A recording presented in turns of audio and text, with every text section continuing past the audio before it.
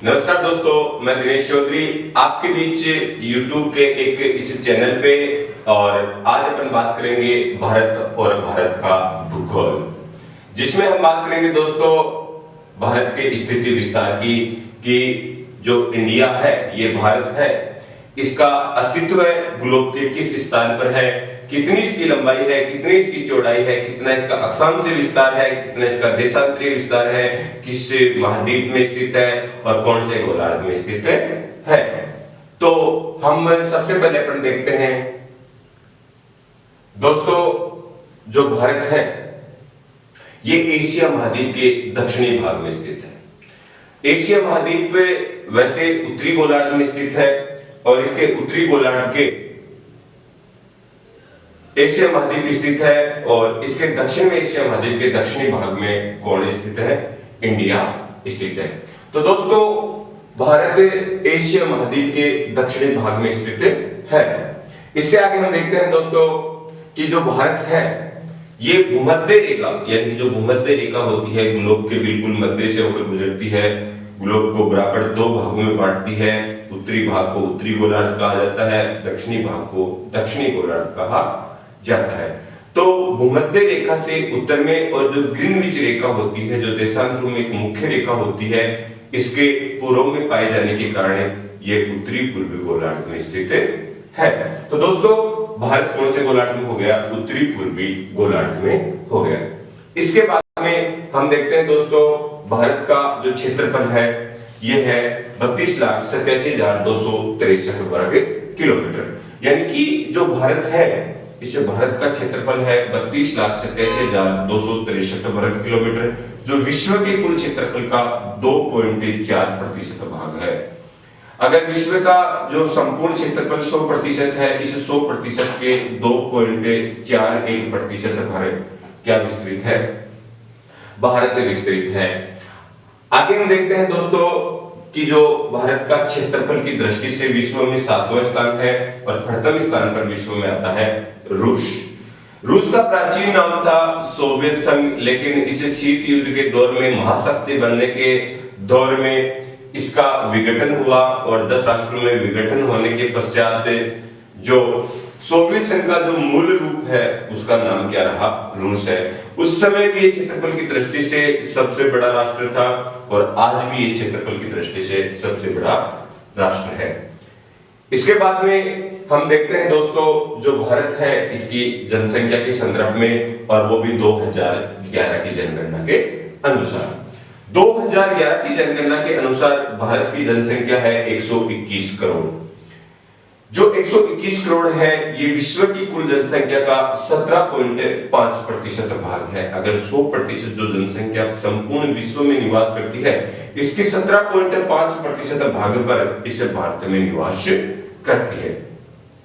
दोस्तों 2011 की जनगणना के अनुसार भारत का जनसंख्या की दृष्टि से चीन के बाद दूसरा स्थान है।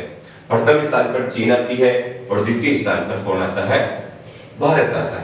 लेकिन संभावित आंकड़ों के अनुसार माना जाता है कि 2021 की जनगणना के अनुसार, क्योंकि जनगणना हमेशा प्रत्येक 10 वर्ष पश्चात होती है, और 2021 की जनगणना के अनुसार जनसंख्या की दृष्टि से कौन सा स्थान आने वाला है?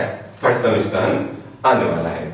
इसके बाद में हम दोस्तों बात करेंगे जो भारत है इसके दिशा और दिशा के आधार पर जो बिंदु होते हैं, जैसे उत्तरी बिंदु के संदर्भ में बात करें, दक्षिणी बिंदु के संदर्भ में बात करें, पूर्वी बिंदु के संदर्भ में बात करें, पश्चिमी बिंदु के संदर्भ में बात करें। तो दोस्तों सबसे पहले हम बात करेंगे उत्तरी बिंदु की, और उत्तरी बिंदु में सबसे पहले आता है कौन सा राज्य आता है? J&K, यानी कि जम्मू कश्मीर राज्य। और इस जम्मू कश्मीर राज्य का जो बिंदु आता है वो आता है दोस्तों इंदिरा कोल। इंदिरा कोल, यानी जो इंदिरा कोल है ये बिल्कुल भारत के उत्तर में स्थित है। अगर उत्तर कंप्लीट होता है तो बात करते हैं हम दोस्तों दक्षिण के संदर्भ में, और दक्षिण के संदर्भ में बात करते हैं तो दक्षिणी बिंदु आता है, ये आता है अंडमान निकोबार द्वीप समूह में। अंडमान निकोबार द्वीप समूह दोस्तों एक केंद्र शासित प्रदेश है जो क्षेत्रफल की दृष्टि से सबसे बड़ा भाग है और इस अंडमान निकोबार द्वीप समूह का निर्माण हिमालय की जलमग्न चट्टानों से हुआ है, यानी कि जो हिमालय की बंगाल की खाड़ी में जो जलमग्न चट्टानें हैं उनसे किसका निर्माण हुआ, इससे अंडमान निकोबार द्वीप समूह का। और ये किसमें स्थित है, बंगाल की खाड़ी में।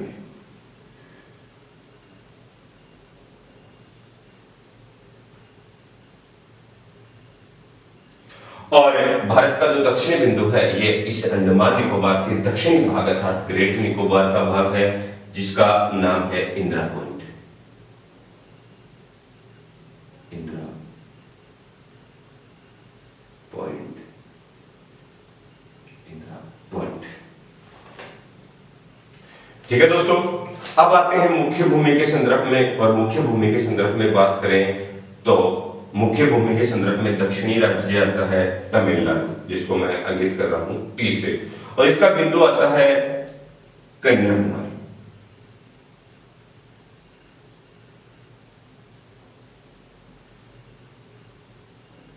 कन्याकुमारी दोस्तों, जो ये कन्याकुमारी है ये बिल्कुल दक्षिण में स्थित है और यहां से बहुत से क्वेश्चन पूछे जाते हैं। जैसे क्वेश्चन नंबर 1 पीछे के एग्जाम में पूछा गया है कि अरब सागर और बंगाल की खाड़ी को विभाजित करने वाला बिंदु तो वो कौन सा आता है, कन्याकुमारी तमिलनाडु आता है। दूसरा क्वेश्चन पूछा जाता है अरब सागर बंगाल की खाड़ी वो हिंद महासागर का जो त्रिवेणी संगम होता है वो भी कहां होता है, इसे कन्याकुमारी तमिलनाडु में होता है। ठीक है दोस्तों, इसके बाद में अपन बात करते हैं जो कन्याकुमारी तमिलनाडु है, यहाँ पर लौटता हुआ मानसून क्या करता है, भारी वर्षा करता है। और लौटता हुआ मानसून भारी वर्षा करने के कारण इस क्षेत्र को क्या कर देता है, बाढ़ ग्रसित कर देता है दोस्तों। तो ये हो गया मुख्य भूमि का दक्षिणी बिंदु। इसके बाद में पूर्वी बिंदु की बात आई तो पूर्वी बिंदु में आता है, राज्य के संदर्भ में बात करें तो अरुणाचल प्रदेश, एपी अरुणाचल प्रदेश। और इसका अगर स्थान विशेष की बात की जाए तो इसका जो स्थान आता है दोस्तों वो आता है वालांगू, वालांगू गांव, वालांगू गांव। यह है पूर्वी बिंदु, भारत का पूर्वी बिंदु जहां पर सूर्य सबसे पहले उदय और सबसे पहले अस्त होता है। इसके बाद में दोस्तों आता है पश्चिमी बिंदु के संदर्भ में, और पश्चिमी बिंदु के संदर्भ में आता है वो आता है गुजरात। राज्य कौन सा आता है, जी गुजरात। और उसका अगर स्थान विशेष की बात करें तो वो आता है सर क्रीक गांव। कौन सा गांव आता है, सर क्रीक गांव आता है दोस्तों। यहां पर सूर्य सबसे बाद में उदय और सबसे बाद में अस्त होता है। यानी कि अगर ये चीज अगर समझ में नहीं आती है तो इसको मैं ट्रिक के आधार पर बताता हूं कि भारत एक आदमी है और इसके 29 बेटे हैं और भारत की गर्लफ्रेंड का नाम है इंदिरा। भारत की गर्लफ्रेंड का नाम है इंदिरा। बात आती है जियो चलने से पहले की, यानी कि इंदिरा भारत को क्या देती है, मिस कॉल देती है, क्योंकि पहले बैलेंस नहीं हुआ करता। आज तो क्या है कि जियो आ गया और जियो आने के बाद में लड़कियां भी कहती हैं कि तू काट मैं कर रही हूं आज, सही है। तो जैसे इंदिरा का मिस कॉल आता है भारत तुरंत फोन काट के पास किसके पास कॉल लगाता है, इंदिरा के पास। फोन जाता है कान के पास, भारत का कान ऊपर ही तो रहेगा, तो कान के पास किसका कॉल था, इंदिरा कॉल। तो उत्तरी बिंदु कौन सा हो गया, इंदिरा कॉल। इसके बाद में दोस्तों आजकल की फैशन है कि ऊंची एडी की सैंडल पहन, ठीक है। उसी प्रकार इंदिरा शॉपिंग मॉल में जाती है, ऊंची एडी की सैंडल पहन के आती है और वो पहन के जैसे ही निकलती है तो पहनेगी कहां, पैरों में ही तो पहनेगी, ठीक है, सिर पे तो पहनने वाली रही नहीं।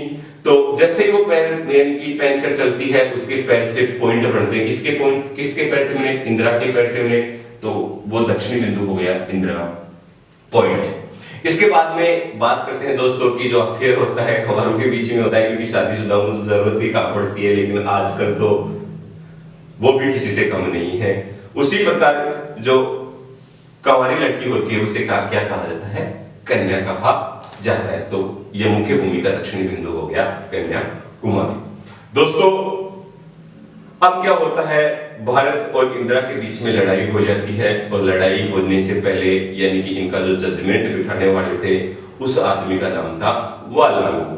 जैसे ही ये दोनों आपस में बिचलू के पास में जाते हैं, वालांगू के पास में जाते हैं, तो वालांगू बीच में से क्या हो जाता है, इनकी यानी कि रगड़ी को देखकर, इनकी लड़ाई को देखकर वो बीच में से सरकना यानी कि सरक जाता है और सरकता सरकता पहुंच जाता है गुजरात के सरकरी गांव में। तो ये हो गया पश्चिमी बिंदु यानी कि सरकरी के गांव गुजरात। तो दोस्तों उत्तरी बिंदु हो गया इंदिरा पॉइंट, दक्षिणी बिंदु हो गया इंदिरा पॉइंट, मुख्य भूमि का दक्षिणी बिंदु हो गया कन्याकुमारी, पूर्वी बिंदु हो गया वालांगू गांव और पश्चिमी बिंदु हो गया सरकरी के गांव गुजरात। इसके बाद में अपन बहुत बार कंपटीशन में क्वेश्चन पूछते हैं और क्वेश्चन क्या आता है कि भारत का यानी कि लंबाई कितनी है, चौड़ाई कितनी है और लंबाई और चौड़ाई के मध्य अंतराल कितना है। तो दोस्तों उत्तर से दक्षिण की जो लंबाई है ये है 3214 किलोमीटर, यानी कि इंदिरा कोल से लेकर कन्याकुमारी तक की इसकी लंबाई है ये है 3214 किलोमीटर। और पूर्व से पश्चिम अर्थात वालांगू गांव अरुणाचल प्रदेश से सरकरी के गांव गुजरात तक की जो चौड़ाई है वो है 29-33 किलोमीटर। दोस्तों कई बार लंबाई पूछ लेते हैं, कई बार चौड़ाई पूछ लेते हैं, लेकिन कई बार इनका अंतराल भी पूछ लेते हैं। तो भारत की लंबाई और चौड़ाई के मध्य अंतराल है 281 किलोमीटर का, अर्थात भारत चौड़ाई के बजाय 281 किलोमीटर क्या है लंबा अधिक है।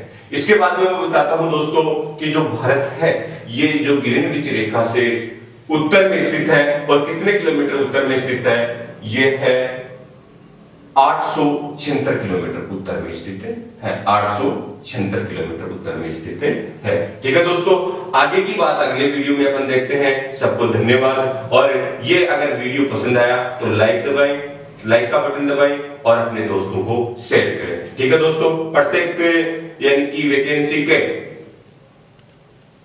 हर टॉपिक आपको एक्सप्लेन इसी यूट्यूब चैनल पे किए जाए।